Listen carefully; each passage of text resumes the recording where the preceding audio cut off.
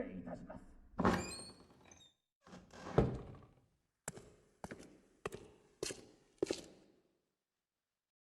ご報告申し上げます。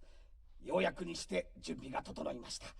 あとは満月を待つばかりであります。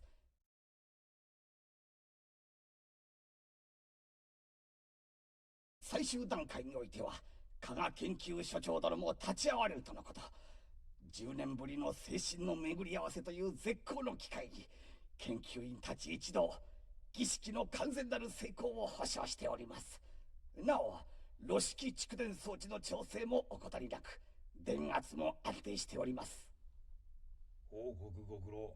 ご長、我らが最終兵器金剛の誕生はもう間もないわけだ。はあ、金剛鉄兵完成の暁には不退転の新兵となりて必ずや新敵を撃滅せしむのでありましょう。うん、その通りである。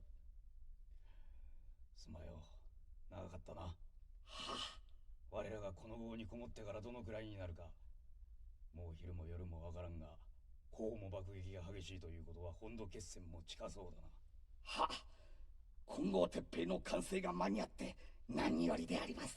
そうだ、この計画は上層部においても期するところが大きい。我が軍の持てる技術の全てをもって取り組んだのだ。一両日中に敵の上陸があるとは思えんが、万が一にもこの研究の成果が敵の手に渡るようなことがあってはならない。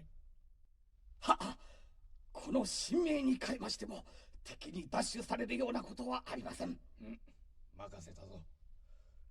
長かったこの戦争も無事この金剛が起動し前線配備されれば見事奴らを撃退できよう。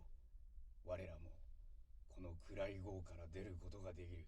はあ、そうなれば自分も感無量であります。実は先日家の方から手紙を受け取りまして、故郷に帰した私の妹が畑を作って待っておるんです。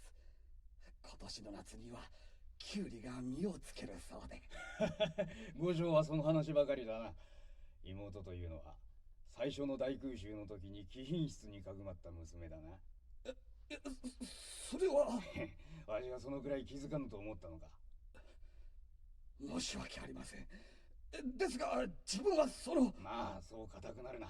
責めているのではない。よい良いのだ。五条はよくやってくれた。